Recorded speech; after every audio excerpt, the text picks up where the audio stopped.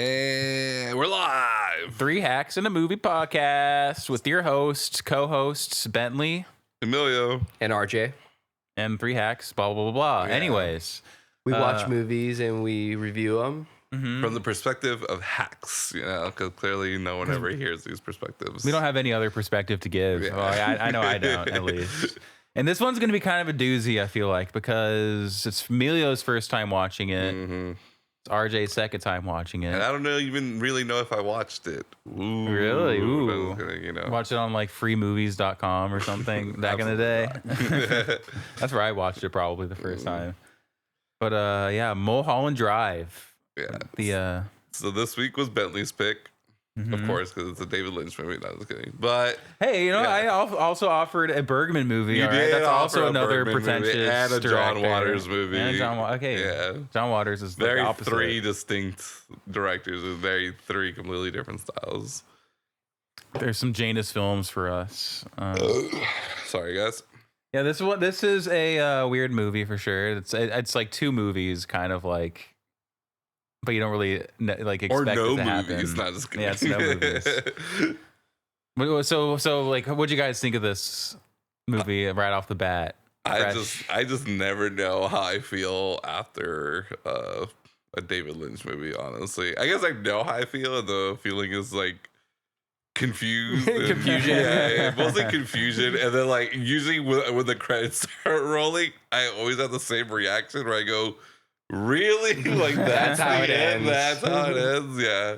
It's usually my go-to phrase when watching a David Lynch movie. Mm-hmm. I think Blue Velvet was probably the only one I didn't have like that immediate reaction to. Right. There's some weird scenes, but yeah, for sure. And I also saw Dune technically, so that was obviously, but that's not really. That movie's very what the fuck is going on. He didn't write that or anything, so.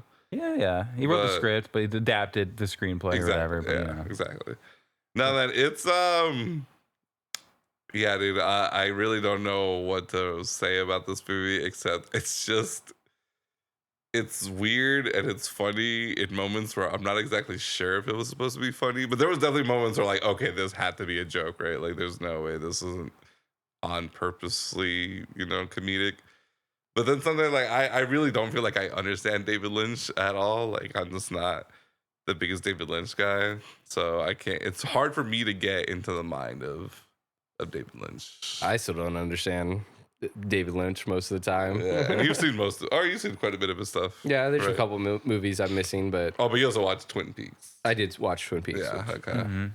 But Bentley is the David Lynch connoisseur of the group. He's the expert. Yeah, he's the expert. If anyone can ever truly be an expert in the David Lynch verse, it's Bentley. But I'm also it's Bentley. I'm the Kubrick Lynch. I'm just have my nose like 3 feet in the air, just so much better than everybody else, because of that.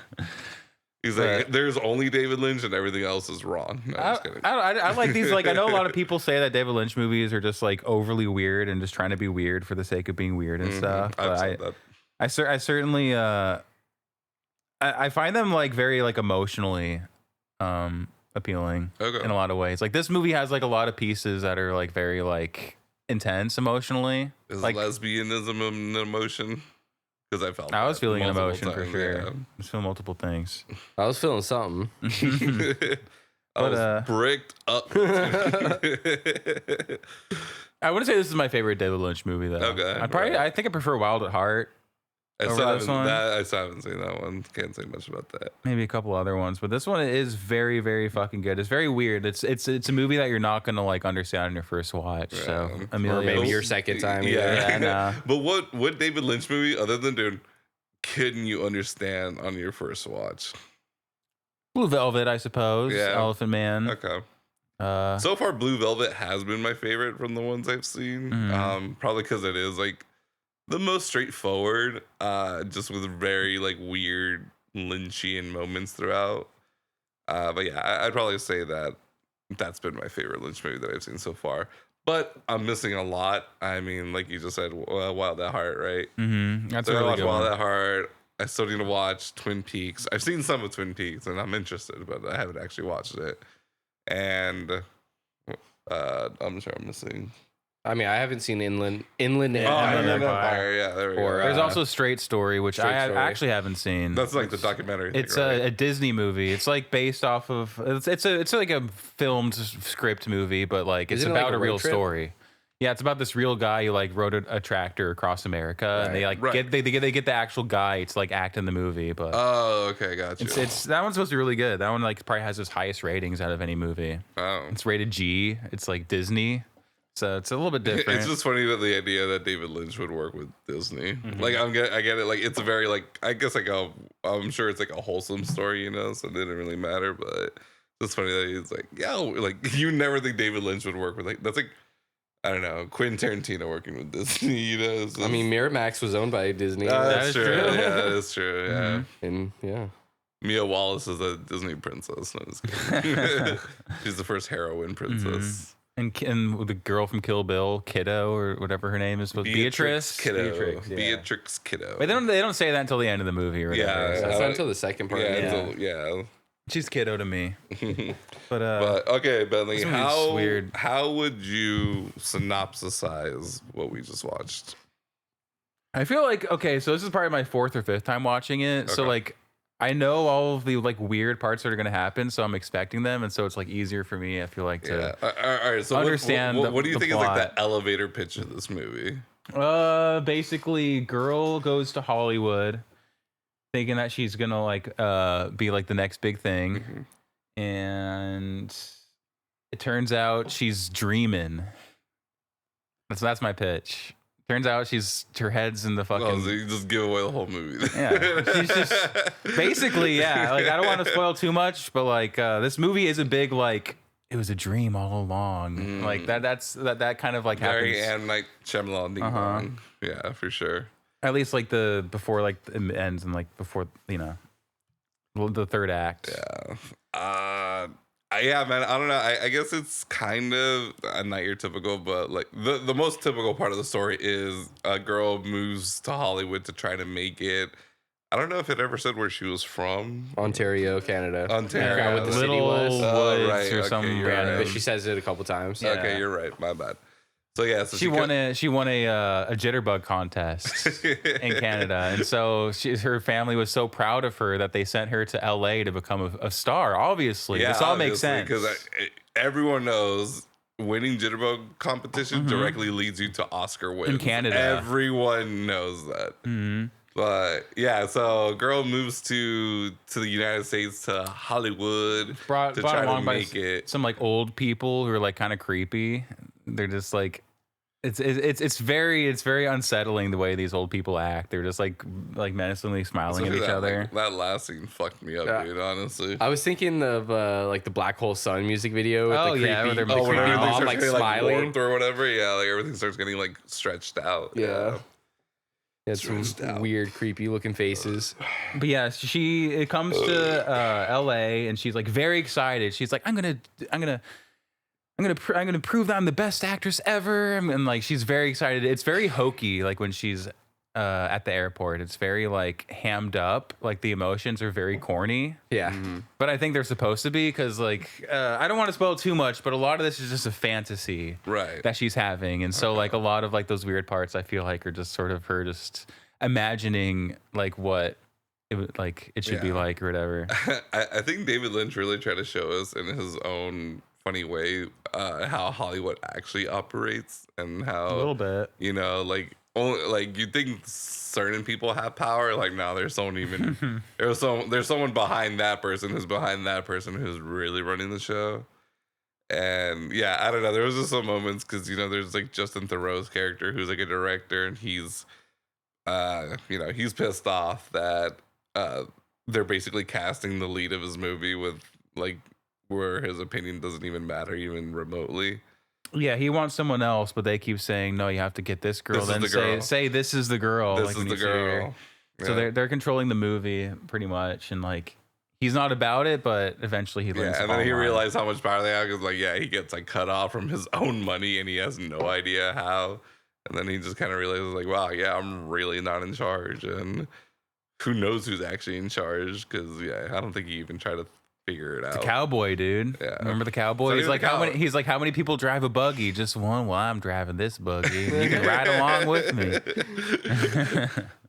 One thing I do love about David Lynch's movies is the dialogue, obviously, but also how the dialogue is actually like given, like the actual like delivery of it. The actual like delivery of the dialogue, man. It's always so dreamy. It's like you're in a dream. It kind of reminds me of like soap opera acting, but a little more serious. Like no, yeah, it was very corny. That I was thinking when you were talking about the airport scene, when at the beginning when what's her name, Betty is saying bye to the two old people. It was very corny, the dialogue. Like it seemed like a soap opera almost. But it was like trying to be like the music's loud as fuck, like these like swelling violins, that are like all sweet and stuff. So I feel like he's just trying to get the mood of sappiness a little bit. That scene, and like the whole way that Naomi Watts plays the character in the beginning of Betty is like she's so naive and I'm gonna say the word earnest. She really like believes in Hollywood. She believes the dream. She's not like deluded or like she hasn't been like hurt by it yet. So she's like totally dumb. She comes in, and naive is a great word. Innocent is probably the other way I would like describe her. Like she has a very she's looking at Hollywood with like rose-colored glasses, where it's like it's all glitz and glamour, She's like, you work hard, you audition enough, you get your break, and you can make it, and la-di-da-di-da. And it's just, it's not funny, but it is like the typical where you're like, no, this town is going to ruin her. Like, there's no way she's going to come out of this situation as a normal person. Like, she's going to be sucked up and spit up by Hollywood if she doesn't play along. Yeah. And she definitely is. By the end of it, yeah, it's pretty dark, I guess. I just there's certain parts where like I don't know. So I'm a pretty big critic of David Lynch because I am one of the people who said sometimes I think he's just being weird for the sake of being weird, and a lot of the things he does in his like movies has no like relevance to the rest of the movie, which is sometimes fine, but then. I think a lot of people over defend that. We're like, no, you just don't understand. And I'm like, okay, explain it to me. And then they tell me something. I'm like, I don't think you really explained anything. But so it's like basically like the beginning of the movie, right? When they're at, oh my God, what's the diner called? Winkies? The Winkies? Yeah, Winkies. There we go. They're Winkies, right? And there's like there's two characters talking, and one's describing his dream. He's like, I was at this specific Winkies in my dream or whatever, and there's like a man who lives in that alley or whatever. Everything cool, RJ? Or? Yeah. Okay. We're recording? Yeah, we're recording. And I was like, oh, okay, sure. And then I still don't even really know who he's talking. I guess he was a cop, right? The one he was talking to. I'm not even sure. I don't think we know who like any of those guys were. Okay. They were just at a diner. Like I don't think we know like what the relation to the movie is at all. I don't know why I saw it was like a cop later, like a detective. But okay, there are caught like Robert Forster and stuff. So right? Yeah. Okay. So he's like, yeah, there's a guy. He lives in that alley behind this Winkies, and he's like, I don't know, like let's go check it out, I guess. And like it's building up, like it's like a 3-4 minute build up with him telling his like entire story about his dream, and then them slowly like leaving the diner, walking out to the back. Yeah, it's like big build up, all for the silliest jump scare of all time. If anyone has ever seen like a jump scare compilation in movies, you've probably seen the one from Mulholland Drive. People love this jump scare. Yeah, they really do. I guess I mean I do love it, but maybe for like the wrong reasons. But it's definitely not your typical jump scare by any means. So it's pretty memorable. It's really the buildup is so great. Funny though. Yeah, the buildup is what makes that jump scare so good, because the actual jump scare is really lame. It's just like some lady in like black face or something, like camo face, dude. Yeah, I don't know. Homeless face, It's a really unhoused face. It's a really dirty bum. Yeah, really dirty bum. But it looks like he or she's wearing like a ghillie suit, like at the same time, like covered in like leaves and grass or whatever. But yeah, like I love the build because like they keep like the shot keeps going from like looking at the corner of the alley where you would enter from, and then switching back to our characters. But like you hear the boo like sound the entire time, and then whatever, it keeps getting closer and closer and closer. And then this person just like the homeless person just like casually slides out with like this like smile on her face, and then we get the most like kind of like heart attack or whatever. Yeah, like just dude, that was like so popular. And there was no sound too. Yeah. It immediately goes silent, and you see him like freaking out. Yeah, you would expect to hear him like screaming or something, but you don't get that. You're right. Yeah, it's just it goes silent, so you just see our person.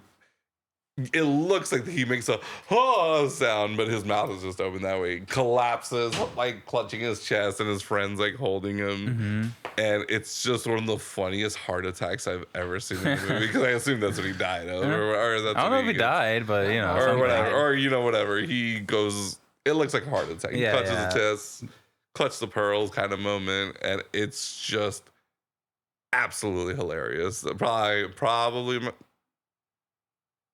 I was going to say my favorite scene in the movie, but it's definitely top 3 for sure. It's a memorable one. Yeah, definitely one of the better jump scares I've ever seen in my life, because I hate jump scares. They're usually pretty cheap tactics, but this was tastefully done. Okay, that's a good point. 1 point Lynch.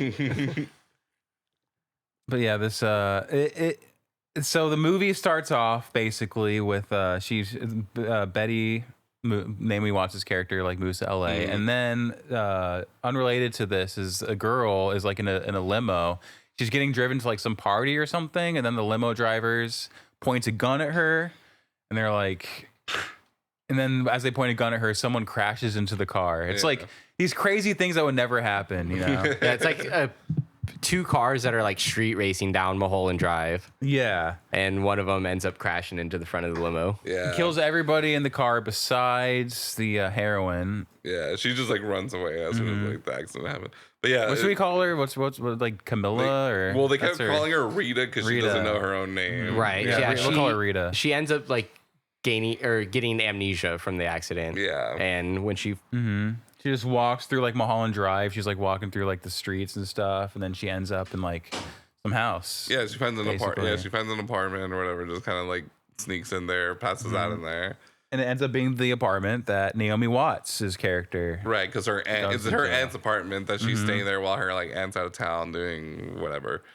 And she's like, "Oh, okay. Like my aunt didn't tell me that we were having another guest," and she's like, "Oh, okay, yeah, totally, yeah, that makes sense." And then I love like they introduce her like in the shower or whatever. It's like, "Yep, okay, totally." And yeah, she's totally like it's totally normal. It's just like, "Oh, okay. Do you want anything? Well, naked lady in my shower. Like, can I help you at all?" I guess it's just different when it's just two so obviously straight girls. Not just kidding, but. Yeah, so they're like, "Oh yeah, my aunt didn't tell us like we had another guest. Like that's cool though." And then she's like, I don't even think she says her name because I think she asked for it. And she's like, "What's your name?" And then I think she reads a tag that says like Rita or something. Rita like that. Hayward or Rita. Not Hayward. Yeah. We keep thinking that. At first when she asks her what her name is, she doesn't answer, and it's because she realizes that she doesn't remember her name. Right. And then before she gets out of the shower, or before she gets out of the bathroom, I guess, she looks on the wall, there's a movie poster, and Rita Hayworth is on there. So she gets the name Rita from that. Oh, okay. That's what it is. Okay, yeah. And they're like, "Yeah, I think I'm Rita. I think my name's Rita." Yeah, sorry. I was kind of in and out of this week just because I was dealing with some personal bullshit that I have to like constantly keep looking at my phone at, but it's okay, like most of the movie. But yeah, I forgot that that's how she got her Rita name. Honestly, I don't remember exactly immediately what happens after that. Is that when we switch over to like the diner scene, kinda like right around that time? I thought it was like next was like the studio meeting or whatever.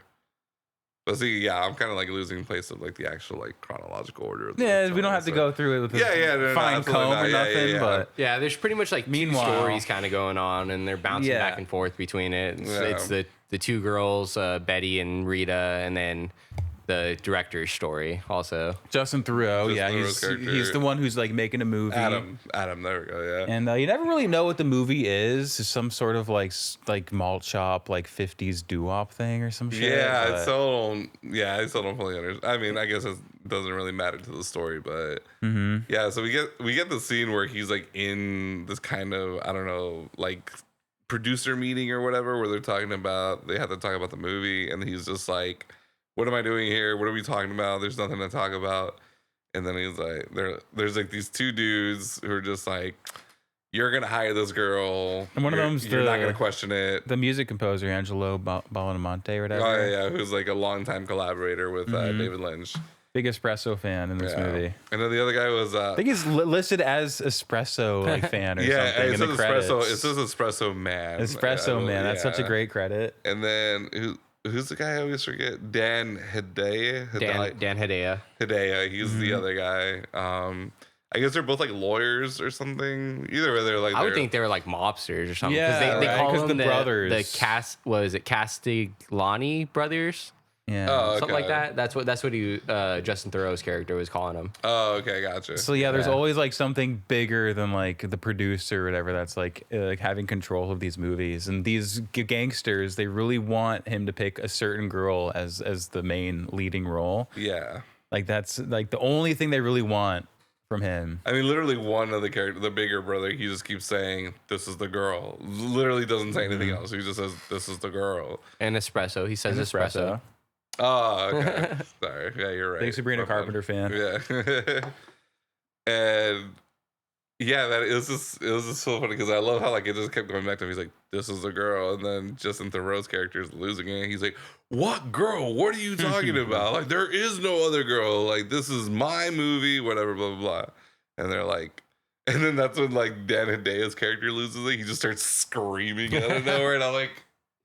Which I couldn't help but laugh because it was like classic David Lynch, dude. Just have some like random person screaming for no like actual viable reason. I feel like this scene is a good representation of an entirely pointless thing that happens in the movie that happens for no reason, for not the plot. It's when he like demands espresso, and they're like, you'll like the espresso this time. You got it just right from the right region. This is the best in the world. This is the best in the world. Told, yeah. And he hates it, and he like spits it up in a napkin, and he looks just like his lip is trembling. It's like so bad. And none of it means anything. Yeah. Like it doesn't have anything to do with anything, but it's a good ride. I also thought like the way he spits it up into the napkin is so like gross. Visceral. Yeah. Why like, not just spit it back into the cup, bro? Yeah, or that. Yeah, spit it onto this napkin that doesn't absorb it all. It just exactly. Like could have spit it into the cup, or put like the napkin up to his mouth and just kind of like spit it back. Not that that would have done much, but he just like make sure that everyone sees that he's spitting it back onto the napkin. But that's the scene that like doesn't matter. It has no relation to the plot, but like it's emotionally like fun. I think there's aspects to it that doesn't matter, but I think it introduces Justin Theroux's problem about the whole like casting thing, right? Because like with the espresso. Well, I'm just talking about the espresso bit. The espresso bit. How far they're trying, how far they're willing to go to try to please this guy by like, oh, this is the best espresso. True. Espresso this guy's ever. important. Yeah, this guy's very important, and you have to please him. True. I felt like that's what they were kind of trying to show in there. I see that. I agree with that. Yeah. So then when Justin Theroux like denies them and then goes crazy on their driver's car, their like town car or something. Yeah, just takes a 9-iron to the windshield and just a psh, psh, psh. Yeah, that kind of like starts his problems really. Yeah. And then we lead into one of my new favorite actors, Billy Ray Cyrus, because it's the next scene. Yeah, so Adam, Adam, Justin Theroux's character, he like drives off in his Porsche, goes to like his Hollywood Hills home. Sees that the pool man is there. Gene Clean. Sorry, Gene Clean. I was thinking like, wait, what order? I was like, what order are those words? I already forgot it. But yeah, so he like Clean's the last name. He's Mr. Clean, bro. Mr. Clean's his brother, right? Mr. Gene Clean. Yeah, Mr. Gene Clean. Which I thought like his slogan should be like, it's not just clean, it's Gene Clean. I understand, that's pretty good.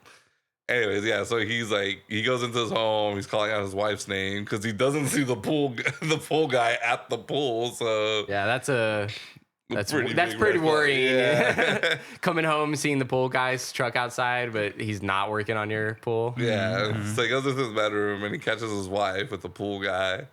And then she immediately gets mad at him. She's like, look what you've done. You're not supposed to be here. Yeah, Why are you home right now? What are you even doing here? I love how she started with like, look what you've done. Like it was him that drove her to fucking fuck the pool guy. I just thought that was so funny. I was like, oh, that's classic. And then Billy Ray Cyrus was being cooler than ever. He's just like, hey just man, mad, he's baby. just like, hey, like, hey man. He's trying to calm down his Adam's wife. He was like, he's obviously upset right now. Like, yeah, dude. Yeah, I honestly don't even think he was that upset. Honestly. Yeah, he doesn't really say a word. He just like very silently, but enraged, I would say, like grabs her jewelry, goes to the garage, grabs paint, and then just starts dumping this bright pink paint. Pepto-Bismol paint. Yeah, Pepto-Bismol paint. And then gets his like suit all covered in paint that's there for the next few scenes, which I love. It's just this pink paint splatter on him. Because he doesn't really have time to change when he just got kicked out of his own house, where all his clothes is at. But yeah, I love how his wife or whatever starts like fighting him on it, like, no, like leave it alone, Adam, like go, like get out of here. And then he's like kind of like putting her on the counter, just kind of holding her, like he's not even like hitting her or trying to hit her or anything. Look how he was trying to choke her or something. I thought he was just like grabbing her. I didn't see his like hand around. He like her lifted neck her or up anything. onto the counter, and then they're just wrestling. Yeah, They're wrestling and then at that Gene point. comes, Gene comes, and then he's like, "Hey man," he's like, "I don't care how upset you are at your wife, you never treat her this way," and then just fucking punches him and like knocks him down. And I was like, "Oh, that's so funny." I was like, Gene, such a gentleman, He's like, I don't care how mad you are at your wife, you never, whatever, just grab her. And they say chivalry's dead. Yeah, right. He's an old school. He's old school, bro. And then he just, I don't know. Adam just drives away, and then I like forget like where we kind of like lead into that point, I guess. Well, you also have the story happening with Naomi Watts' character and Rita and all that, which is they're trying to like really figure out where the fuck she came from, what the fuck's going on. They call the police and they're like, hey, like I heard there was a crash in Mulholland Drive. Do you have any like information about this? And then they like they verify it and stuff, so they're getting closer to it. Like Naomi Watts is very, very, she really wants to solve this like mystery for her friend for some reason. She's really invested in it. Feels like a Scooby-Doo character where she's like, come on, gang, like, well, we can figure it out. But she also wants to become an actress at the same time. There's always some sort of mystery unraveling in this movie at any given second, I feel like. Yeah. It's just, I don't know. I love the idea. I always love the idea that these like two normal people just like kind of accidentally stumble upon something. And now it's their job to figure out this mystery or whatever. Because no one else is going to do it. So they have to clearly do it. And I don't know. I just love those types of situations. This is something I've always enjoyed. But yeah, it's very like Scooby-Doo-esque in the beginning of the mystery, where it's just like it seems kind of like, kind of normal. Like, oh, you can't think it's anything crazy. Like, yeah, she has like amnesia, but that could be caused by like a lot of things or whatever. Like that car accident. Maybe it wasn't malice. Maybe it was just a freak accident or whatever. So you're saying Mulholland Drive is like Scooby-Doo? A little bit. In the beginning, yeah. At least the beginning of the story, like the Naomi and Rita. But I don't know. I just love that they're like, yeah, we got to figure this out. Like we have to do it. Like we have to do it, like because no one else is gonna do it. And that's like a big chunk of the first part of the movie, at least. And then like we go to a diner, try to figure it out. And that's when she sees the Diane. Yeah, she sees a Diane name tag, and then later on when they get home, she's like, I think my name was Diane. Or she also has like a last name for some reason too, like Selwyn. Oh yeah, Selwyn. Selwyn. There we go. Yeah, something along those lines. Yeah. And like, all right, we have your name. Like, let's look it up in the phone book. They grab the phone book. They're like on this big adventure, just like they're in the movies. That's like a thing that Naomi Watts says. Like, we'll be like other characters in the movie. Yeah. Very meta. and they find a D. Salwin or whatever the fuck the name is, and they go to the So they call her, and then they don't recognize her voice. Obviously, the voicemail. She's like, oh, this might be me. She's like, oh wait, that's not my voice or whatever. Like, no, but maybe it's your roommates. And like, dun dun dun. I guess clue 1 or 2 at this point. There's a lot of clues, man. Yeah. Just that blue box. That's like, oh yeah. Also, like Rita, she had like a bag that was just filled with like $100 bills. Oh just, right, like, yeah, tons of money. When they were first trying to figure out who she was, like, oh, maybe your name's in your bag, like your ID or something. Find her ID. And she's just like, oh, I don't know why I couldn't get over how slowly she was opening the bag. Like, why? That like, zipper sound. Why in the real world would you ever open it that slowly? Like, unless you're trying to be suspenseful for some reason. But yeah, I just remember her like opening it, and I was like, yo, this is taking way too long. But they had a good sound of the zipper. I remember that scene, the zipper opening sound. I was like, that's a good great zipper sound design on that. Great sound design on that zipper. Just really milking it. Just really like scratches that part of your brain for its satisfaction. You're like, ooh, that zipper sound. And then, so yeah, they find out that it's at like some apartment complex called like Sierra Bonita or whatever. They go there, and they go to room 16, which is supposed to be like Rita or Diana's now. Names just keep changing in this movie. Yeah. But it's Rita's like apartment. They go in there, some like lesbian looking lady. I got those vibes. Even though every girl in this movie is a lesbian, pretty much. Yeah. Yeah, she answers the door and she's like, "Oh, that's they moved to like room like 17." Yeah, they're actually. we switched apartments for, and then she doesn't what the fuck does that mean? Yeah, she doesn't even explain why. Like, why would you just switch apartments with somebody? But I think later on it's implied that they might have been dating or something. I got that vibe when they're at the end of the movie and she's coming back to collect her stuff. She seemed like kind of pissed off or whatever. It seemed like they might have like lived together, but that's like my interpretation. Yeah, there's also like a weird interaction when they first meet her, because she's like, "Oh, we're looking for Diane," and then when she tells them, "Oh, it's the other apartment," Rita just like is staring at her like really intensely, like, "Do I know you?" or like, yeah, I don't know. But yeah, so they end up finding the apartment and they can't get in. It's locked. They B&E basically. Okay. Yeah, and then they're, this is what I love. Like, she has to take this investigation a step further. She's like, we got to break in, obviously. So she finds like an open window, goes in, and she opens the door, but you see that she's covering her nose and her mouth, kind of letting you know there's just like a foul stench in the apartment. And then that's when we find the dead body of Diane, I guess. Someone at this point. And we see Rita just start, like, obviously going full, like, I don't know, like, beyond distraught, obviously. She's basically, like, heartbroken. But I guess she doesn't really know why, because she doesn't even know who this person is. It could just be, like, the shock of seeing a dead body. Yeah, for sure. But I felt like there was such, like, an emotional, like, reaction to it, instead of just, like a physical reaction to it. But yeah, so she's just like, she's crying, she's trying not to scream or whatever. So they get out of there. They're like, oh shit. They run, bro. They're like, we just found a dead body. So they get out of there. They just book it.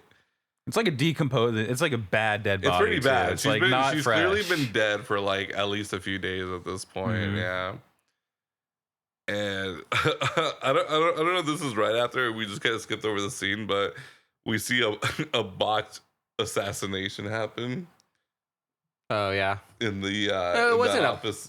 I mean, he assassinated the person. Yeah, but he botches like 5 different things. Yeah, he botches the suicide angle of it. You know, he's there to collect some black book that has like names in it or something. I don't really know. I don't even know what he was doing there. Honestly, I thought he was just there to kill the guy. I don't remember him like looking for anything. Well, later on, he's the hitman for. He gets the black book because he asks the guy about like, oh, is that the black book or whatever. Someone's famous black book, and he's like, "Oh yeah, it's had all the names and numbers in it." And then that's when he shoots him. Oh, okay, gotcha. But later on, we find out that his goal is to kill Diane or Rita, I guess. One of the two, yeah. He's obviously Naomi Watts' character hires her. Obviously working for someone. Yeah, it is. It's Rita. Yeah. Yeah. But yeah, pretty sure. Yeah, so he kills this guy. Whatever, headshot to the side.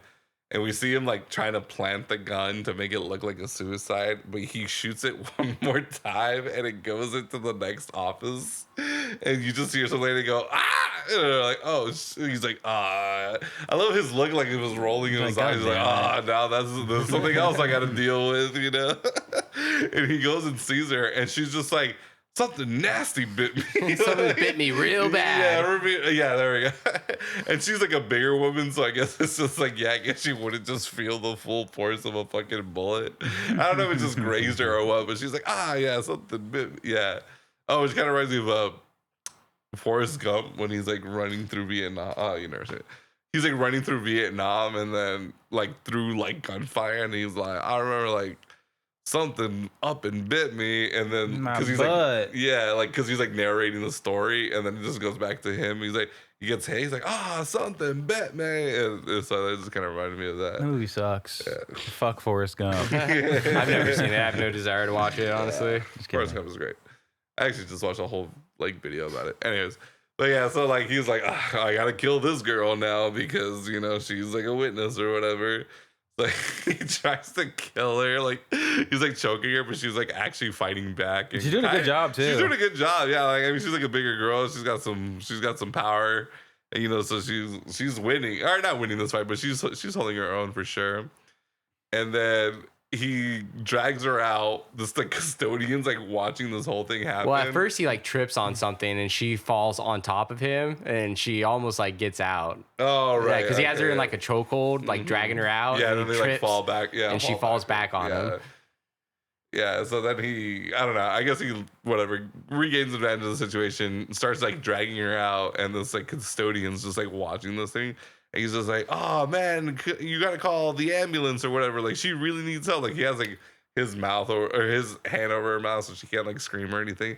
He's like, come on, man, what are you doing? Like we need an ambulance over here. And this custodian is just like staring at him, like not even of concern, just like staring, like he doesn't fully understand what's happening. And then so he grabs his gun, kills her. The custodian walks in. He fucking kills him. And then the vacuum turns on. The vacuum turns on when he hits him, which I just thought was so funny. So he shoots the vacuum, obviously, and it explodes. Yeah, because he can't just turn off the vacuum. He has to fucking just shoot it or whatever. Yeah. But I love how he tries to like replant the gun to make it look like a suicide. And then, but he like shoots the vacuum. A double murder suicide, like that. Yeah, double murder suicide happens all the time. All the time. Yeah, with these people that like barely know each other. And so he shoots the vacuum, it short circuits, and the fucking sprinklers go off, and you can just tell this guy's like, oh, this is not my day, kind of like fucking attitude. He's like, fuck. Just cleans the gun and fucking leaves, whatever.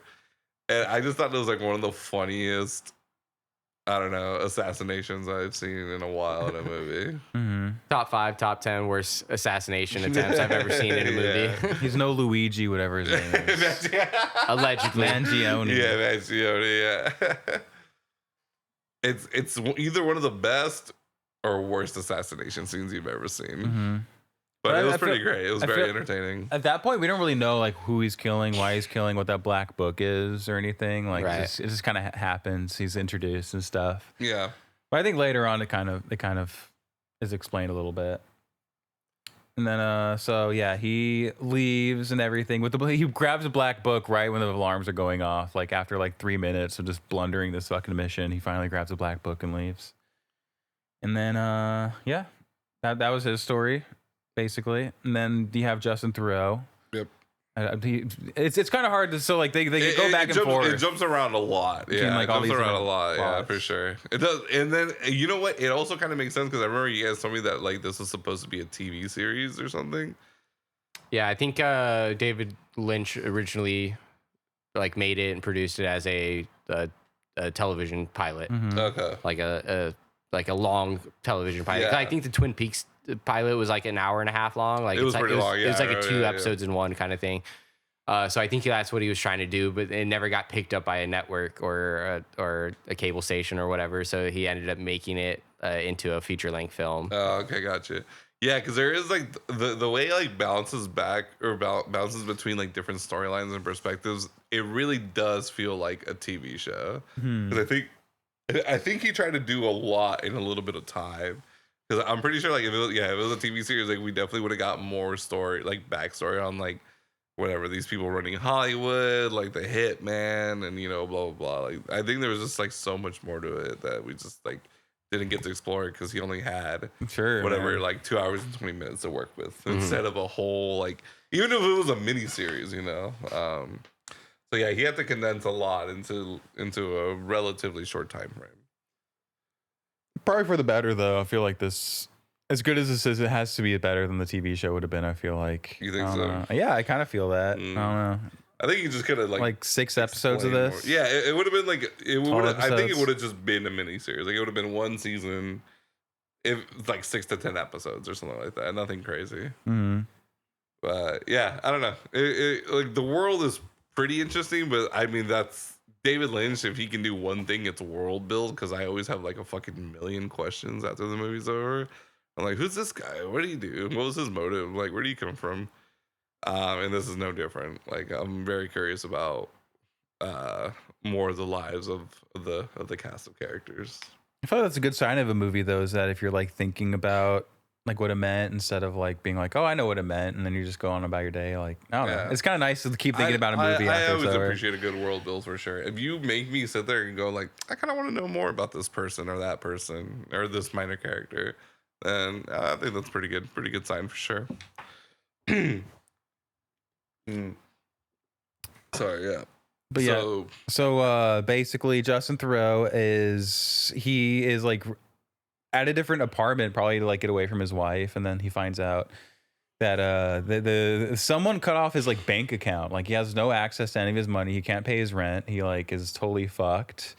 And he's like, what's going on? He calls his like assistant or his accountant or something. Yeah, I think this is assistant. Yeah. Pretty little thing. Yeah.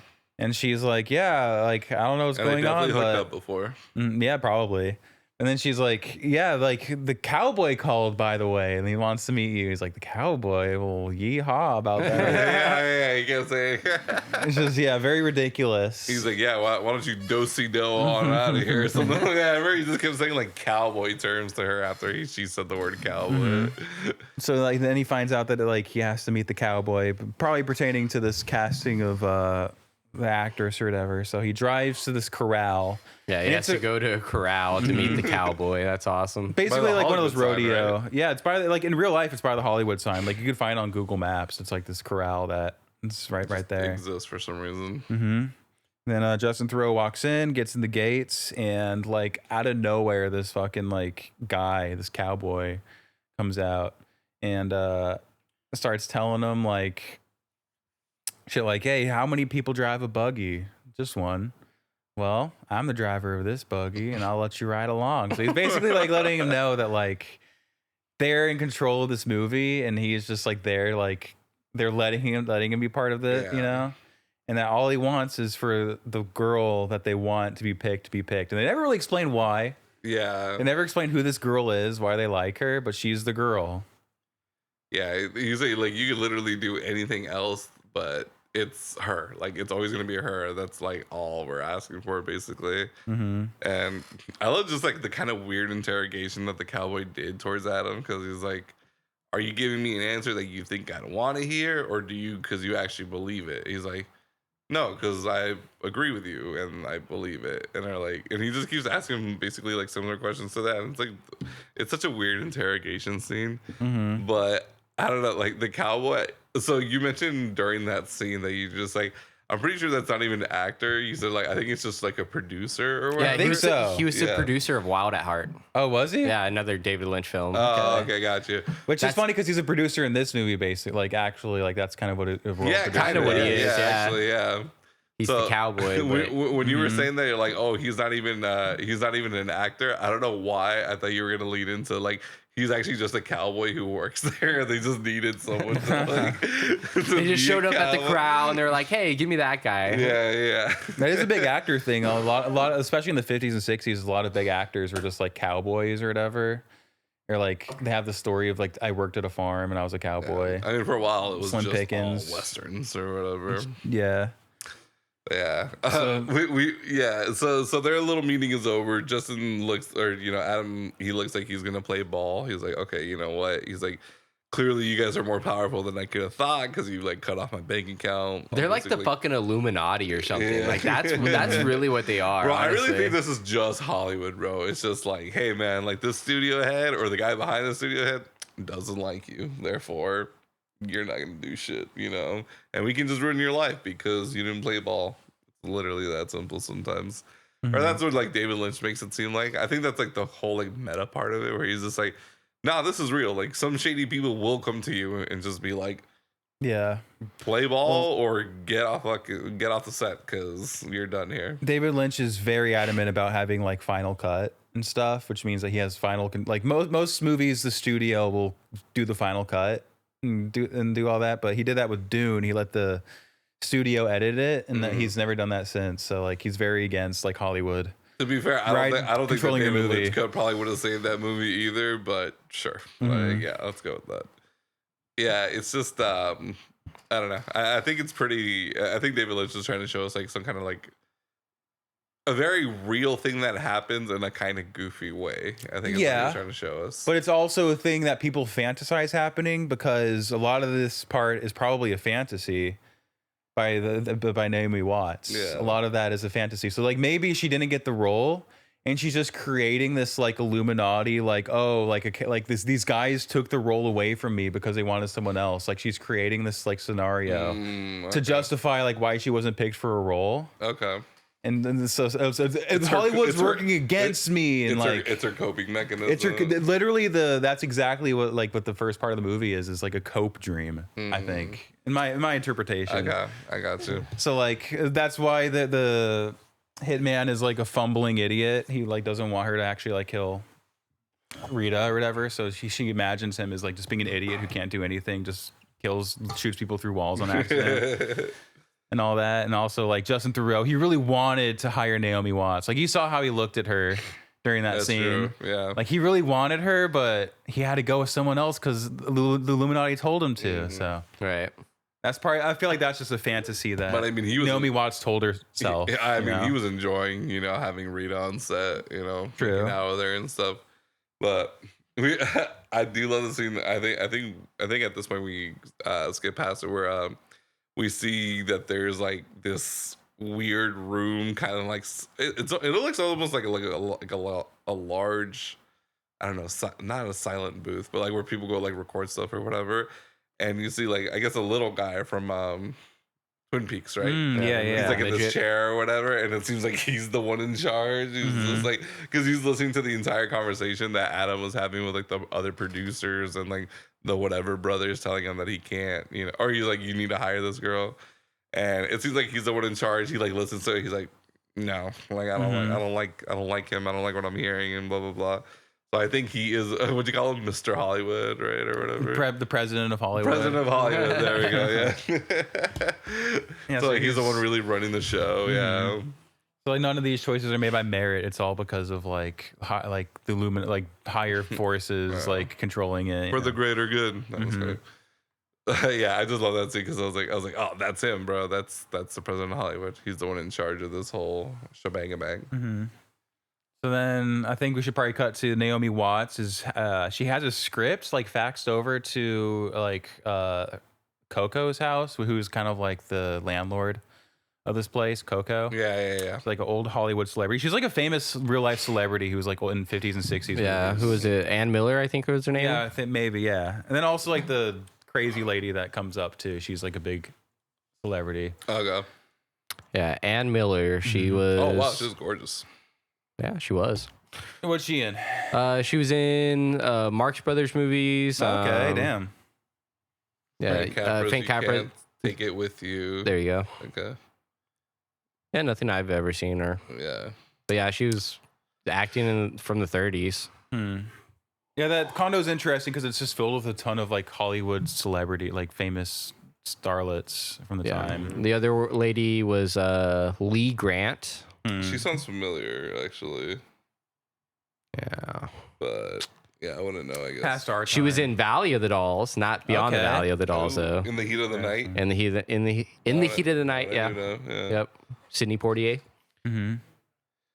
But yeah, for some reason they mail the script to Coco, and then Coco like walks over to Naomi's place to deliver like, this it. role is perfect for you, or whatever. Like someone sent this, here it is. But it's like, shouldn't they fax that to her? You shouldn't have a fax machine. Yeah, maybe. Yeah, but also that's like that was the situation. You shouldn't be faxing scripts to like someone you don't like. Can you trust it? But like, are they going to sign an NDA too? You know. But. Yeah, so that didn't make any sense. Yeah, she gives me scared, like, oh, this audition's perfect for you. Mm-hmm. So her and Rita are basically like rehearsing it together, and they're doing a delightfully horrible time doing it. Yeah, like, yeah. They're really bad at. She's really bad at acting in that scene. Yeah, when they're acting. I love at the beginning, like they're being serious, but then they kind of realize like, oh, it's kind of hard to take it seriously because they're still just like acting, you know, or whatever. Like, I hate you. And they start laughing. But yeah, they're having a good old lesbian time over it, you know. And this whole time they've been shooting each other looks every once in a while, where like, so Bentley spoiled it for me that there was lesbian sex scene in this movie. So every time that they got like awfully close to each other, I was like, is this it? Is this it? Are they finally gonna get it on? You gotta know when to close your eyes, dude. But yeah, so it seems I kind of thought like, oh, maybe it's gonna happen after this whole like little rehearsal scene or whatever. It doesn't happen, but you know, it's fine or whatever. But yeah, I thought the funny thing about the lesbian scene is in the real world, RJ forgot both lesbian scenes in this movie somehow. Yeah, I mean, there's a lot going on in this movie. There's a lot, honestly. Honestly, yeah. I guess it says that a lot must have really happened for you to forget like the two lesbian scenes. Yeah. Some of the two greatest lesbian scenes of all time. And they're not like your whatever lesbian scenes because they're both attractive characters, really being artfully. Yeah, I was saying that it's as good as Wild Things. What do you think after that? Does it match up to the Wild Things? Man, lesbian I scene? still prefer the Wild Things one. Man. See, I like the Wild Things one. Yeah, I'll probably like the Wild Things one more. I think the only thing that works against the Wild Things one is I think Denise Richards has fake tits at that point, and I'm just not a fan. Mm-hmm. So give me an all natural lesbian scene. I'm all about it. I don't know, the chick that played Rita, her tits were a little too nice. I don't think they were real, man. But bro, they're like, okay, if it was plastic, that's like the best boob job I've ever seen because that shit looks so good, so real, man. Like it's crazy how I feel like David Lynch was really like when he was casting these people, like, no, I need to have one big titty girl and one little titty girl because I can't have two big titty girls. No one's gonna believe that. I don't know why, but I definitely think that was his thought process. Just like fucking David Fincher with Gone Girl when he was hiring Ben Affleck's mistress. There's a line where his wife goes like, the girl with the come onable tits. I 100% know David Lynch fucking said that during casting, bro. He's like, give me girl with this description. And that's how they got Emily Ratajkowski. I guarantee it, dude. God damn, I've never heard it put that way before. But it makes sense. But you've seen Gone Girl, right? Yeah. Do you remember like when she says that? It's like the girl with the come onable tits. The come on me tits. Come on me tits. Yeah. I like come ominable or whatever. Come on. I think come onable. Yeah, I don't know why it's like come onable. Yeah, like you want to come on them. But yeah. It's like a pick me girl, but instead it's a come on me girl. Yeah. Okay. Even worse. It's like that one, but like 10 times worse. But yeah, it's just man, the lesbian scenes. I mean, yeah, they were, they were pretty hot. I just love the introduction of the scene though, because it's like they decide that they need to start disguising Rita because I guess they found out that someone is looking for her or someone might be looking for her. Like the hitman probably or something. Yeah, so they're like, so they give her this like blonde wig. Not exactly like Naomi Watts hair, but kind of similar to it. I'd say more like Andy Warhol. She had like an Andy Warhol wig or something. It's very fake looking. But yeah, like I just love she's like, you can take off that wig, right? And I'm like, oh yeah, I'm going to. I was just looking at it before I go to bed. And like, okay, like you don't have to sleep on the couch. I just love it because it's such a like dude way to like tell a girl to come to bed when you're trying to like not be a creep. You're like, no, you don't need to sleep on the couch. Like, this is such a big bed. Yeah, it's such a big so bed. much room for you. Yeah. And then she's like, take off that wig. And then she's like, yeah, okay. And then so Naomi Watts' character is in full blown pajamas. Yeah. And I mean like those pajamas that basically look like I don't know, like kind of like a suit, I guess. It has like a lapel on it or some shit, yeah, too. It's like the button-down shirt with the pajama pants, and they match. Yeah, long sleeves. Cufflinks. Yeah, like everything about her is covered basically. And then Rita, you just see her in like a silk robe kind of thing. She's in a towel. Oh, you're right. My bad. Oh my god, you're right. It is a towel. And then she's like, yeah, you can just come to bed. And she's like, yeah, all right. And then she like drops the towel. She just shows that she's fucking, goes full frontal. And she's like, you can see Naomi Watts, like, I feel like she wanted to be a dude in that second, go like, yeah, like bite her lip, like, yeah, like I got this chick to fucking drop trowel. And I just thought it was so funny. Like, I was like, this is hilarious. The introduction to this lesbian scene. So she gets in bed, and I just love that you have one completely naked girl and then one girl completely in pajamas. They're like, okay, night, like whatever, like you're trying to play it off like they're still just gonna go to sleep after that. And then commence the hot lesbian sex scene. Yeah. Mm-hmm. But yeah, very well done, very believable. I think David Lynch. I feel like David Lynch is like, this does nothing for me, but I know people are gonna go nuts over it. I don't know. Dude's probably did some weird stuff. I'll have to rewatch that scene a few more times before I really have a good opinion, honestly. Yeah. My only problem was that scene wasn't long enough because I wasn't even close to finishing. No, I was kidding. I was long enough, though. I'll tell you that. That's why he got the Criterion Collection in 4K. 4K, dude. I need Naomi Watts and Laura Harring's tits in 4K. Yeah, so but back to the story, because the lesbian sex scene is definitely like that's a huge part of the story. What do you mean? Oh, okay. But yeah, so after they finish rehearsing that like scene horribly and they're just like joking about it, Naomi like actually goes to the audition. Oh, right. And it's like this director sitting there, this casting agent, this like I think producer probably who like is running the whole show. And they start doing the exact same scene that like you see him do earlier, the exact same lines, but this time like the guy actor is like holding her like creepily close, like probably smelled like Listerine on. He's like an old school dude. He's probably like in his like 60s, like late 60s, maybe even early 70s. He's pretty old, but obviously he's been in Tinseltown for a while at this point.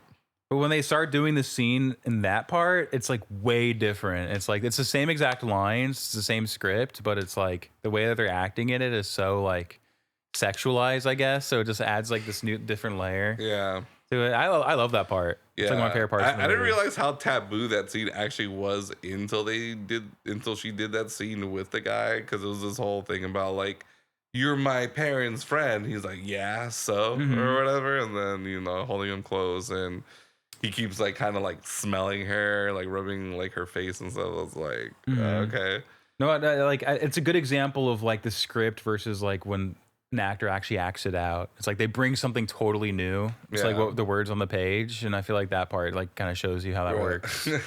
watching them do this scene, I remember immediately thought like, oh, this is why we have intimacy coordinators now, because we want to make sure that neither of these people are fucking uncomfortable, because I can see that being a very like easily uncomfortable situation. And yeah, the director is directing him. Like, I don't think he gives a fuck about this movie at all. He's just like, it was a little forceful, but humanistic. Like that's like the worst note you can give. Yeah, when they finish Ernest. When they finished the scene, I guess the producer or something was like, he tells the director like, Bud, like, or like, give some feedback kind of thing, and he's like, oh yeah, it's kind of forced. It's but it was pretty good, I guess. Like he wasn't paying attention. The producer had to like get his attention to like give feedback on it. It's like comment on it, dude. Yeah, but the old dude that she was acting with, he loved it because they like make out. He grabbed her ass, and when she left, he's like, wow, he's just like all ecstatic about it. Do you think he likes her for her acting abilities or for her being literally hot onto the talent? next to him It's abilities? definitely the talent of the situation. But then she finds out right after that she's walking with the casting agents, and they're like, "Yeah, that guy, he sucks. Like, that thing's not gonna get off the ground. Is not gonna terrible." Yeah. Naomi's, but I thought it was pretty good. She's still like hopeful, like naive. Yeah. Like, but she did just make out with an old dude that got grown up by him. Hoping that I better get this role. Yeah. She like almost like prostituted herself in that scene a little bit. People just watch them too. Like, there's just people watching them the entire time. Mm-hmm. But then they're like, I know this actually good movie that you should be a part of. So then they take her to Justin Theroux's movie, and that's like the first time where Naomi Watts and Justin Theroux finally like meet up, like, connect. And he's directing this, like, I think he's just auditioning a bunch of like people for the movie that he's making, and it's like some like musical thing, like 50s, 60s. Yeah, it can't remind me of like Grease, kind of like it was that time. I guess it was like the 50s or 60s, very like here are the prep boys and here are the girly girls or whatever, and I mean there was no greasers in the shot, but there's probably going to be greasers showing up at some point in that movie. I immediately thought of the like Cynthia Erivo character from Bad Times at the El Royale, because she was like like a 50s, because the movie takes place in like the 50s, and she's like that kind of singer, and there's a couple scenes where it flashes back to her in like the recording studio, and they're like a Ronettes style band or something. Yeah. But okay, I actually forgot a lot about the Bad Times at El Royale. I've seen it once and I remember liking it, but I honestly don't remember a lot about that movie. Oh, like John Hamm, right? And John Hamm and Jeff Bridges. Yeah, Chris Hemsworth. Yeah. Yeah, right. I remember that movie being largely like an interior in that room, like that giant, like, it takes place like at that hotel. Yeah, the hotel. But there's like this lobby or whatever that they hang out in. I remember this red. Yeah. It's like red or something. I don't know. I remember. It's been a while. I think RG just told me before we watched it. It's very like, it's either Tarantino-esque or Coen Brothers-esque. Tarantino for sure. It felt like a Tarantino movie. Yeah. Definitely would want to watch it again though, for sure. I've been meaning to watch it actually. But yeah. So yeah, she finally gets like Justin Theroux's movie. And then he's like auditioning some ladies, and she's like, "Yeah, you're gonna call me, right? Like, I have the part." And he's like, "I'll let you know." He's like, "Oh, I really like you." He's like, "Well, we gotta cast the rest of the people because they're not gonna let me cast until they're all done or whatever." And at that point, you get like the star girl who like all the producers want. She comes out and does her song, and it's pretty fucking lit. Not gonna lie, she does a good job. And she was Camilla Rhodes. Yeah, she was in that part of the movie. Which she later, it gets whole like really convoluted on who's like who is who and their names. But Rita's real name, like you find out, is Camilla Rhodes. Right. Yeah. Mm-hmm. Yeah, I thought that was weird. So she's the star that they wanted, right? Right. Yeah. Okay. Yeah. And then he even like, someone comes up to him and goes like, "Is there something you want to tell me?" And he's like, "This is the girl." This is the girl. He's like, "Excellent choice," or whatever, know. And you can tell he doesn't really want to say it, but he has to get his movie made. But again, still don't think Excellent he really choice, mind, because it seems like she still is pretty talented, and then I mean, obviously she's gorgeous. And he's just like making out with her at like dinner or whatever, and it's like clearly this dude's having a good time with having Camila as the lead actress. I don't really know what he was complaining about. No, I'm just kidding.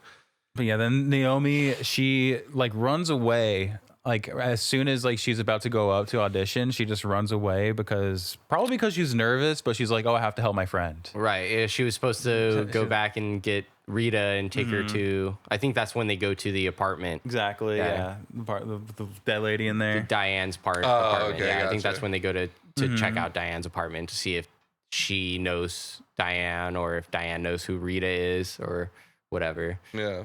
Which I think she actually leaves that place because she's nervous, and she's probably using that as an excuse, like in real life. But she like in her dream, I had to leave that audition because my friend needed me to, because that's part of her fantasy. Okay. Like in real life, she probably left because she was like, I don't know, maybe nervous or okay, gotcha. something like that. Can't handle her first real big audition. Oh, I mean, technically it's second, I guess, but yeah, I think this is where it got like a little like iffy for me on like what was happening, or I guess who it was happening to, not more like what was happening.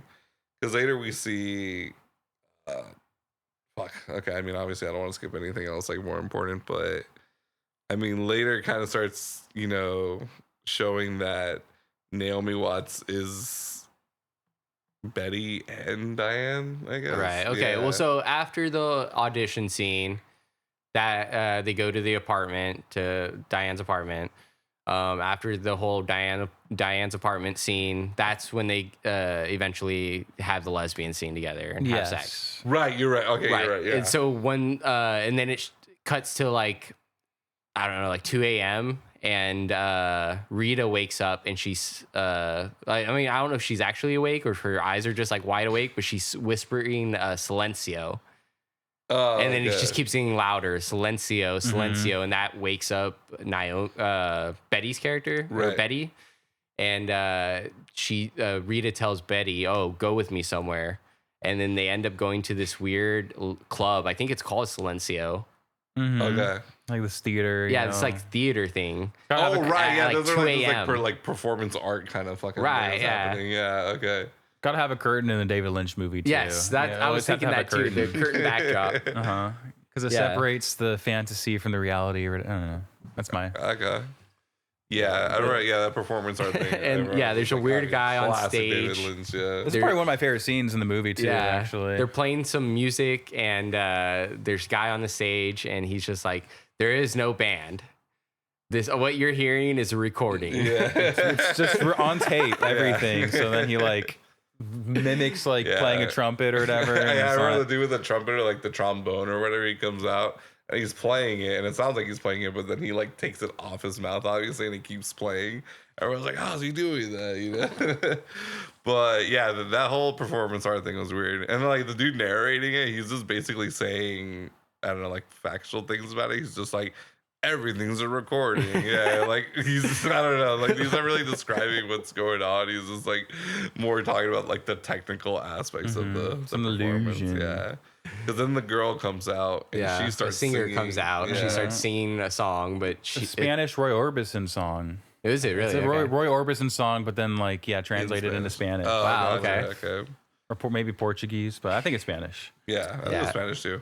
And then like part way through her performance, she just collapses. Yeah. And this is at a point where I think most of the audience would probably like think that she actually is singing. So then she falls over and it's like, oh wait, yeah, I forgot. Yeah, because you see Silencio. Rita and Betty in the crowd, and they're like both crying, like because of how like beautiful and like impactful the performance is. They're just like really feeling something.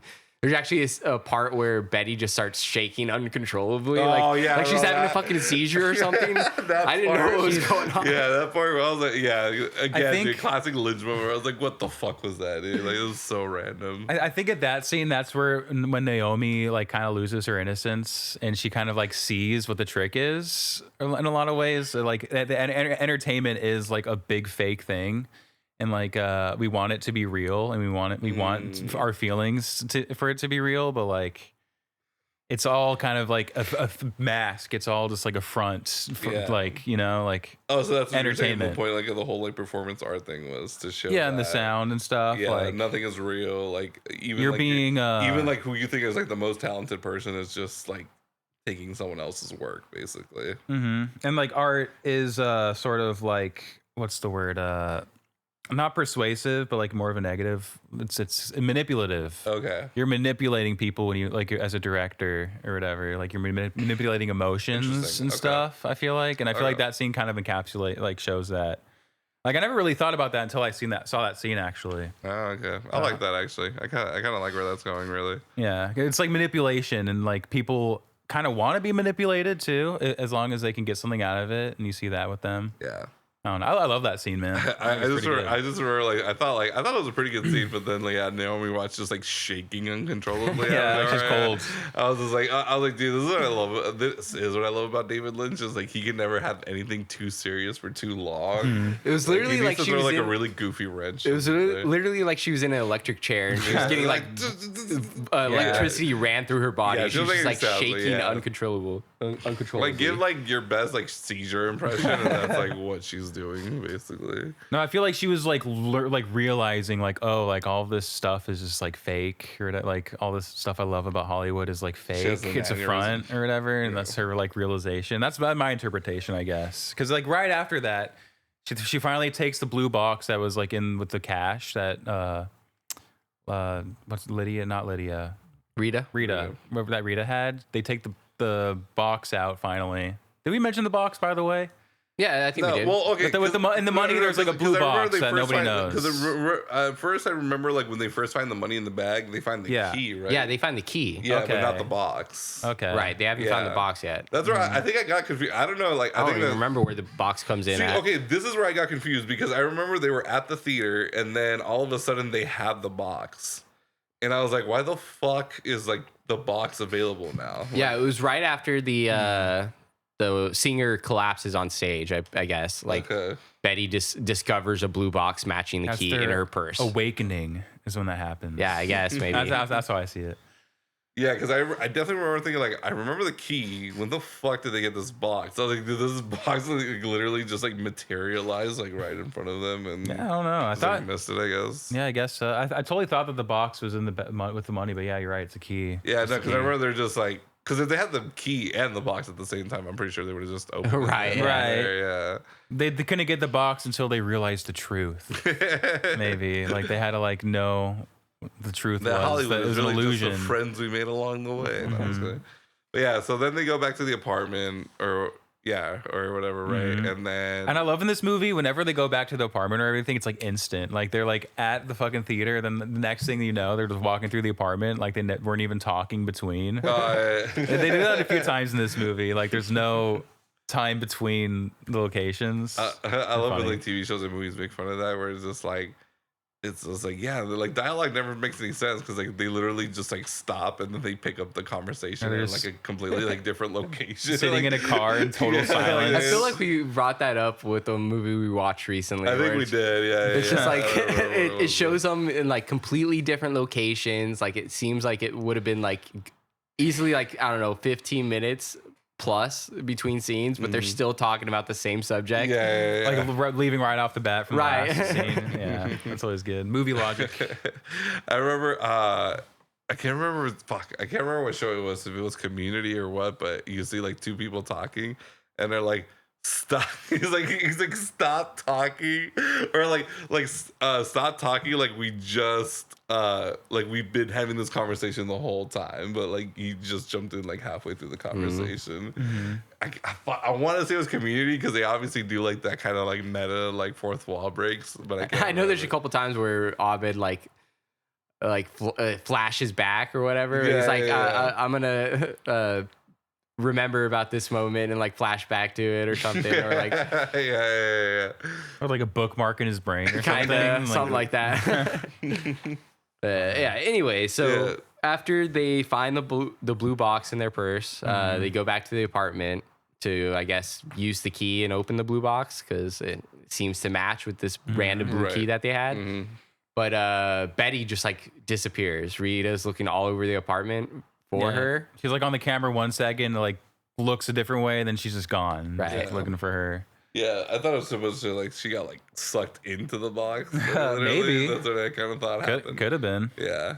Yeah. So then the box is very open. Is that when we go into the horror sequence, or is that later?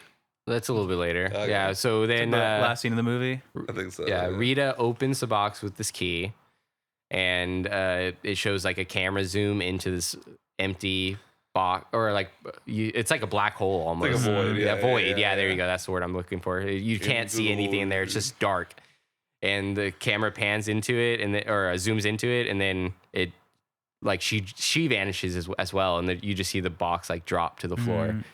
Then I think her Betty's aunt or something like comes in the room, like some old lady. Right, which she's supposed to be out of town. Right, because I'm guessing she was just back at that point. Yeah, maybe, whatever. Maybe. Or just none of that ever actually happened. Yeah, or none of that ever happened. All a dream. Could always be. Yep.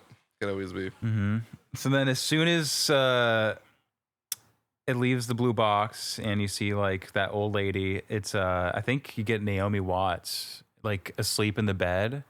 in that like weird apartment they went to where they saw the dead body. Yeah, she is Diane Selwyn. Yeah. Basically, people start calling her Diane and stuff, and it's like what? It was like out of nowhere too. Yeah.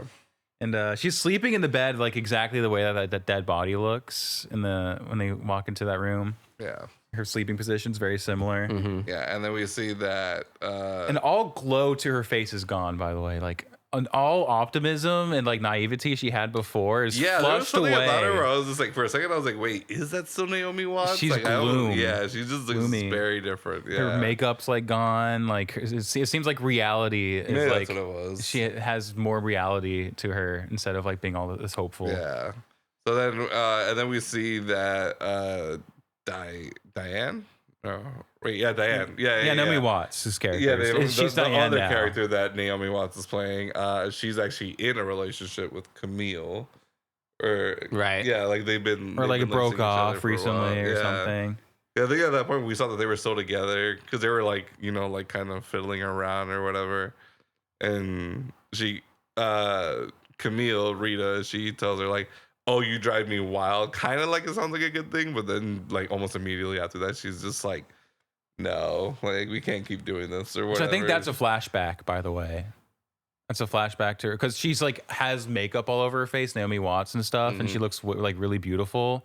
Whereas like when she wakes up in the first part, she's like, she doesn't have any makeup on. So I think that's like a different time. Okay. It's like them breaking up. Yeah, but yeah. So if it is a flashback, but yeah, so she basically breaks up with her and tells her like, "Oh, I can't do this anymore." And then she's like, "Oh, it's because of him, isn't it?" And then you're just like, "Oh, like who's him?" But I like she like leaves or whatever. She's like, I'm gone. I'm leaving. And I don't know why, but I thought like, cause she's so like distraught, like you can tell she's like fucking crying and just like very upset about the whole situation. I remember thinking like, cause she's moving kind of weird. I was just like, oh, dude, it'd be kind of funny if she's just like masturbating furiously right now. And that's exactly what the fuck she was doing. She was just staring at like her like stone chimney thing or whatever, like crying. Yeah, like crying because it keeps going into her POV and it's like all fuzzy and it keeps like coming in and out. Yeah, it's like a camera focusing. Like it's like blurry and then it focuses really clear, that was supposed to be like her tears in her eyes. Like I've never cried before, but I'd imagine that's what it would look like. Yeah. But I just remember I was just like seeing her move weird and I was like, okay. And then I was like, oh my gosh, she's really just like crying and masturbating at the same time. She's and smashing her bean, and bro. bro. She's like, yeah, dude. At one point, dude, she was making like a. She's like slapping it, bro. Yeah, bro. I was like, bro, what the fuck is she doing? Like, I thought she had like a dick for a second. She was like flopping that shit around. But I don't know, dude. I thought that was so funny. And of course, again, dude, David Lynch, you can't have anything too serious for too long. Like, you have to have some kind of like either goofy / comedic like relief in it. Yeah.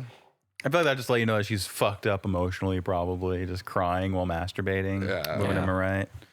But so that happens, and honestly, it's kind of easy to lose track at this point. Well, okay, so then Diane gets a phone call from Camila, who like I guess had invited her to a party of some sort. Because she's like, oh, the car's outside, the driver's outside. Like, are you coming? It's gonna be Mulholland Drive. It's gonna be on Mulholland Drive. Yeah. They did it. They said it. They said it in the movie. They said it in like one of the first scenes, I guess, too. But so then Diane gets in leaves her apartment and she's in a limo, kind of like the very opening scene where you see Rita get into the car accident at the very beginning. Right, it has the same dialogue too. Like she's saying like, "Are we stopping here? Like, why are you stopping here?" Like it's exact. We don't same. stop on Mulholland Drive. Yeah. That's like same says. lines. Yeah.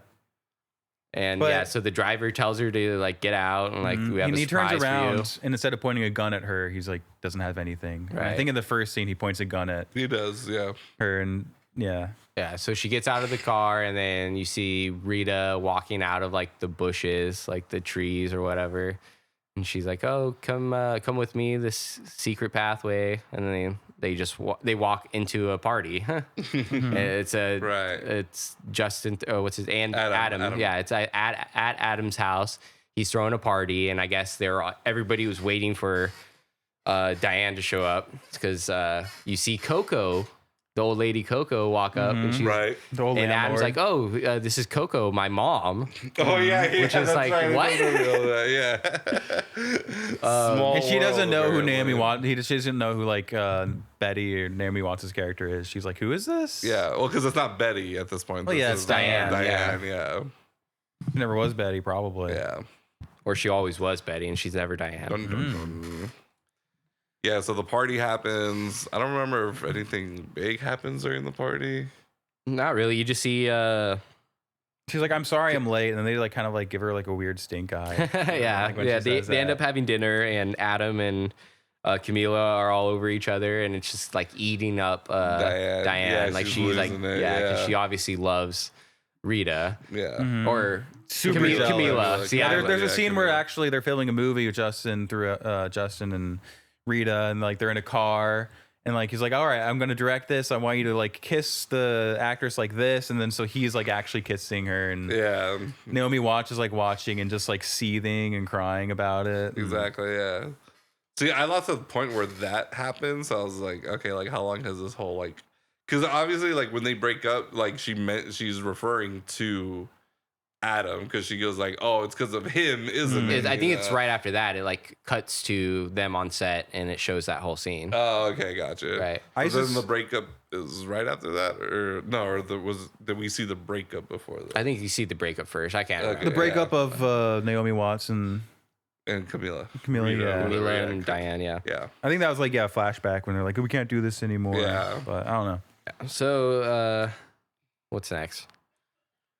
So basically Naomi Watts is giving her like backstory to everybody at the dinner, and she's saying that's like, when she says she won the jitterbug contest in Ontario, Canada. won a jitterbug contest in Canada, and then figure that she can be like a famous actress, and then her like aunt, like let her like move down there, and and she met Camila at like some movie set where like she was trying to get the lead role, and then like Camila ended up getting the lead role, and you can tell there's like a lot of resentment behind that because she wants to be the main person. Right, of course.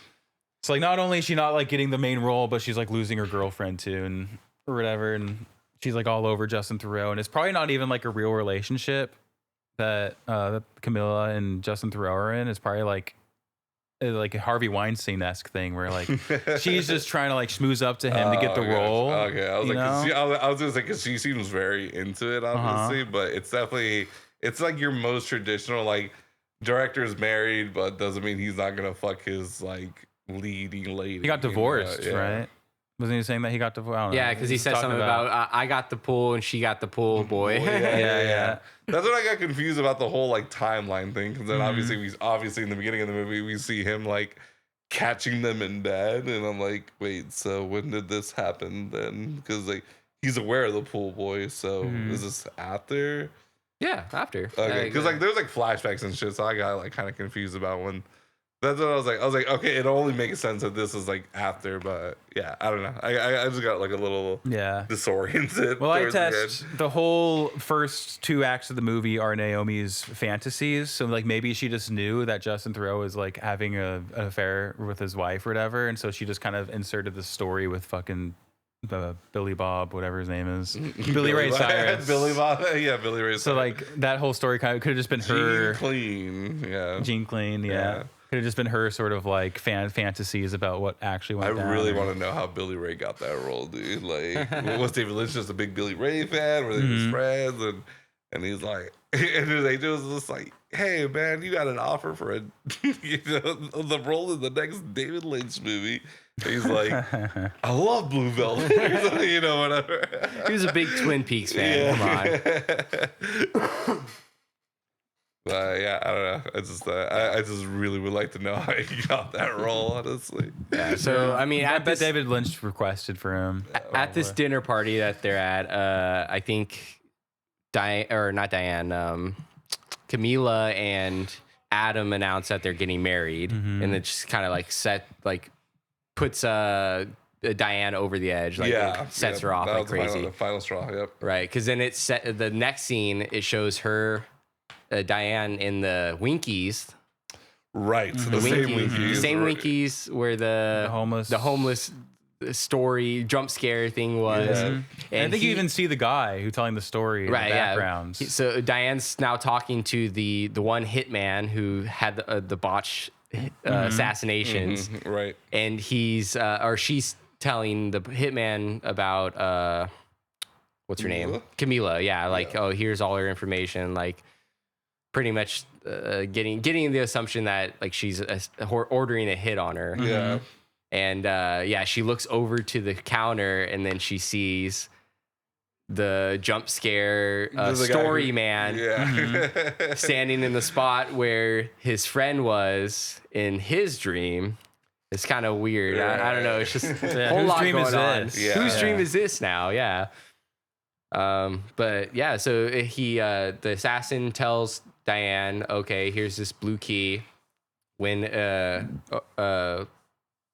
the hit is done, I guess you'll see this sitting in the place I told you about. Right. And then I think it like eventually I think it just the key later. Yeah, I think it just cuts to her back at the apartment kind of thing, and there's like a blue key on the I think it cuts back to when she was like masturbating. I think this is all in like her like she's remembering all this stuff or something. When you really see the key is when her neighbor comes over and she tells her like, oh, I'm here for my stuff back. Like I want my plates or whatever.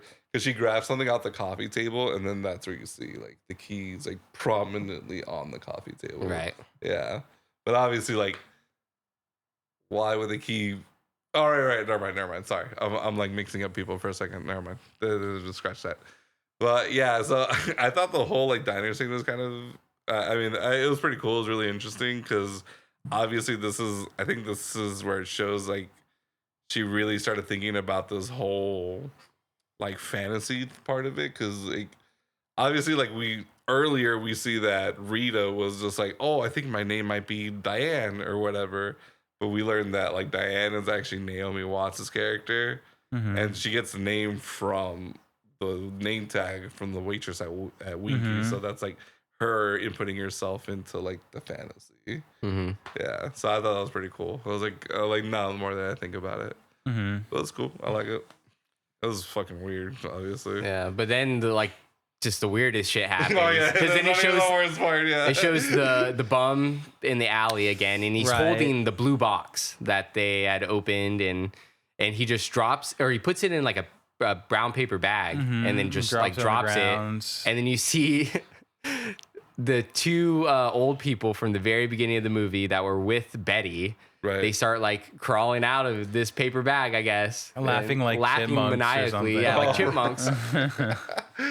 Yeah, and then it cuts to back to the apartment that Diane's at, and they like sneak into her apartment under and because they're like a half-inch tall, or they're like bug size, whatever. And you see them sneaking in under the crack of the door, I guess. I think even before that, like. I want to say they were like in a cab at some point or whatever, and then they just had like the creepy. That was the very beginning of the movie. Yeah, when they drop her off. Yeah. I don't know why I thought that was right after they dropped her off later. at the airport at the very beginning of the movie. Yeah. Okay. Yeah.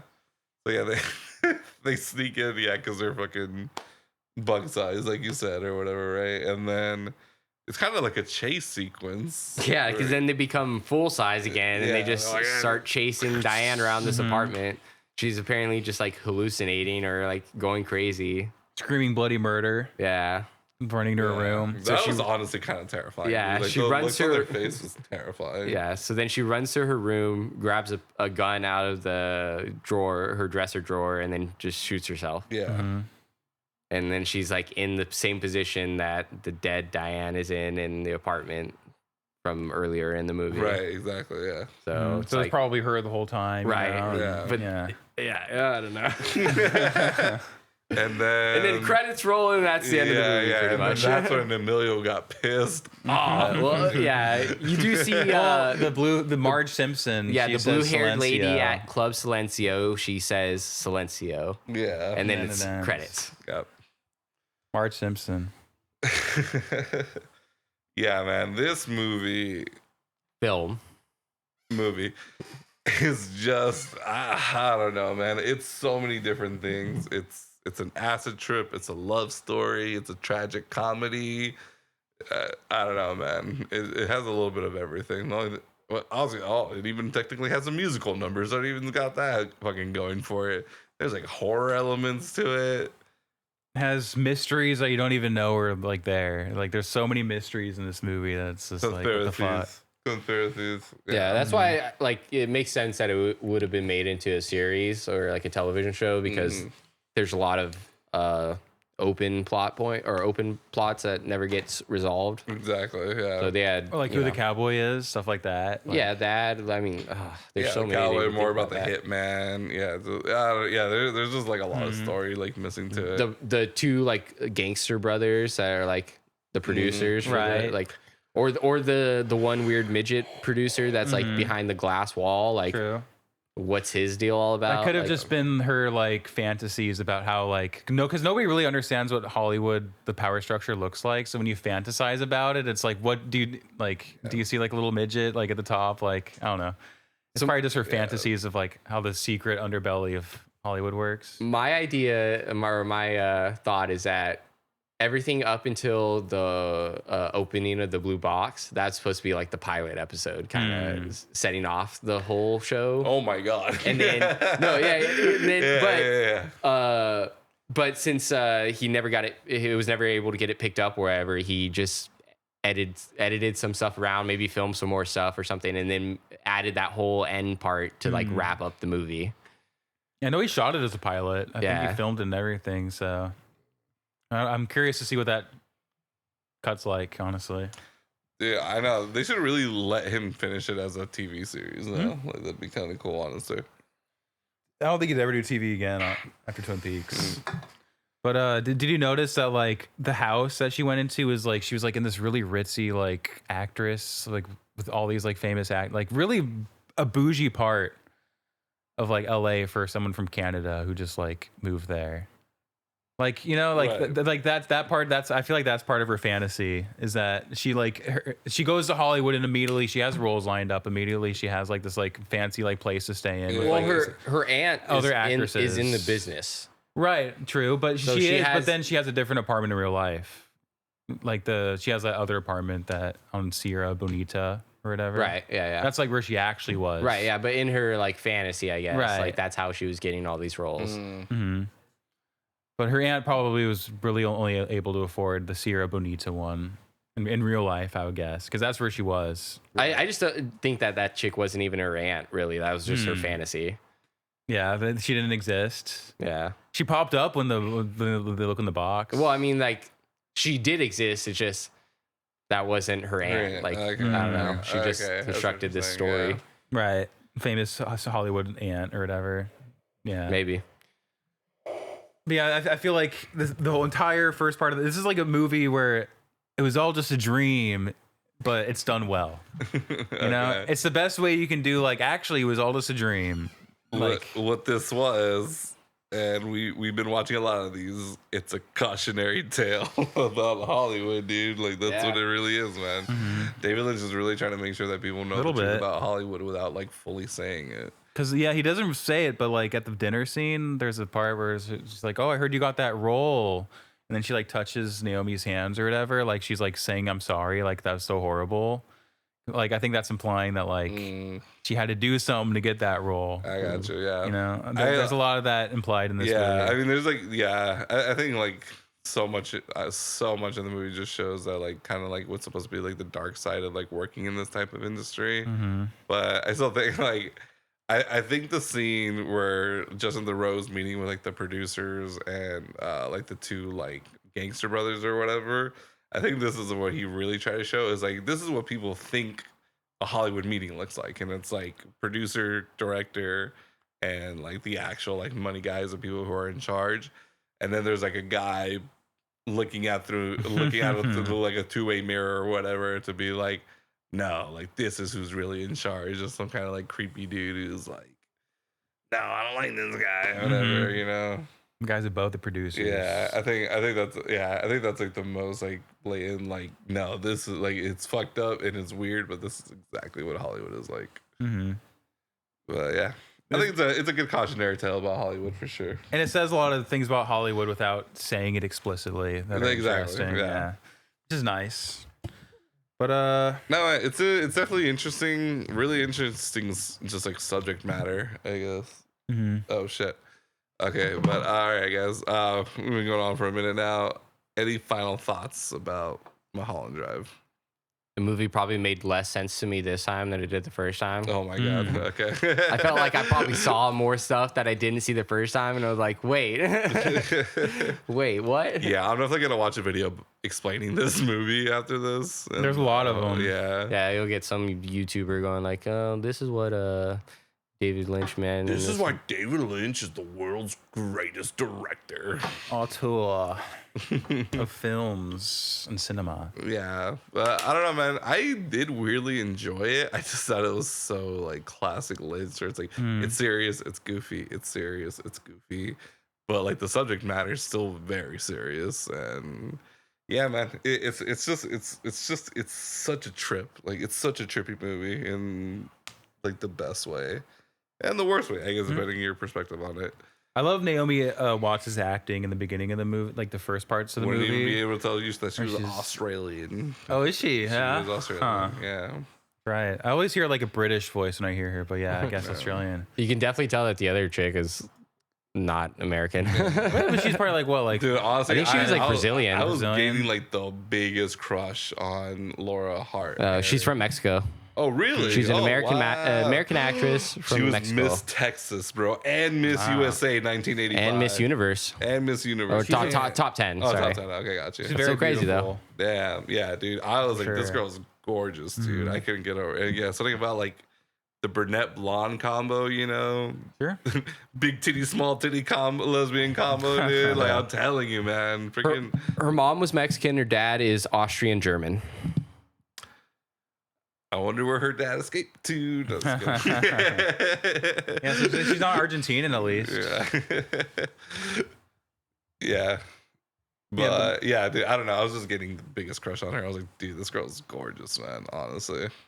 This movie makes me really impressed with Naomi Watts' acting too, because like when you're an actor in a David Lynch movie, it's not like David Lynch is being like, all right, like actually the blue box represents this, so and then this represents that. Like he's just telling you what the scene is, and you have to act it out. And she is actually British. Oh, I thought she was Australian. Naomi It Watts. says she moved to Australia when like she was young, but she's from England. Okay. Gotcha. Okay. I can confuse. I feel like if you those hear her accents. talk, it's more of an Australian accent than it is a. Her British dad accent. was a road manager and audio engineer for Pink Floyd.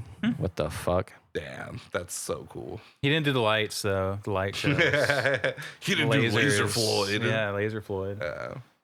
I don't know any of Naomi Watts' work. I've always heard of her when I was a kid, but I don't think I've ever actually seen any. I know Mulholland Drive, and then she's in the 3rd season of Twin Peaks. She's really good in it too. Yeah. Oh, Plays like a okay. serious wife. She's Dougie Jones' wife. Oh, okay. the Tolpa or what was it? Tulpa. Tolpa of Cooper. Agent Cooper. There you go. Can you like go to her filmography real quick? Because I'm very curious, like what the hell she's actually done. But yeah, she's really good in this movie, and like she really brought a lot to like what Lynch was trying to do. I feel like. So yeah, thumbs up. Strange her. Planet. Okay. I Heart Huckabees. I've heard that one. 21 Grams. I've heard of. I don't know. But We Don't Live Here Anymore. Oh, King Kong. That's right. She was in the Peter Jackson King Kong. Yeah. The Ring 2. Hilarious. Movie 43. Funny Games. I've been wanting to watch that one. Okay. All right. Yeah. I mean, I know she's done stuff. Birdman. Birdman. No, I'm just good. The Divergent series. Is that what it said? Yeah. Oh, wow. Okay. I didn't know she was in that. I've never even heard of those movies. Yeah, it's like one of those like teen action movies, kind of like Hunger Games and stuff like that. Okay. Yeah. But all right, we're going on. Okay, so final thoughts.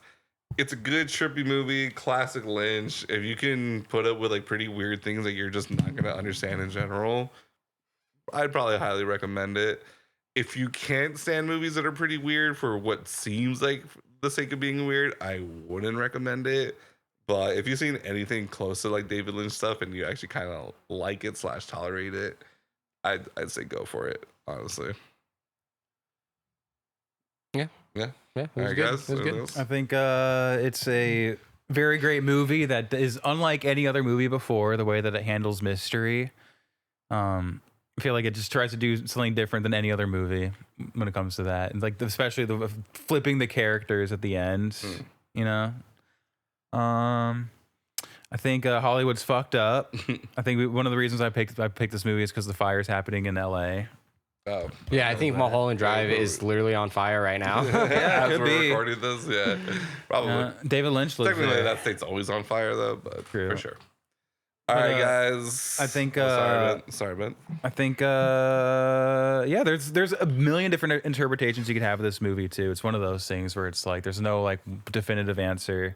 And David Lynch even tried to like fuck with audiences with that. Like the DVD release of Mulholland Drive had like a bunch of clues listed in it that I think were just there to throw off people because it's just like pay attention to the color of the car in this scene. And it's like that doesn't have anything to do with anything. So It was blue like the box and the key. It's velvet. But yeah, one screen, a million movies. And the blue hair. He really likes his blue, that's for sure. Blue Rose. Yeah. But yeah, dude, this movie is I don't like it as much as Wild at Heart. I think that's probably my favorite of his. Okay. Yeah. But it's up there. Yeah, I'm stuck between Wild at Heart or Blue Velvet for my favorite. Yeah, for me, it's still Blue Velvet for sure. But all right, guys, thanks for listening to another episode of 3 Hacks in a Movie. I've been Emilio. Bartley. And I'm RJ. All right, have a good night, y'all.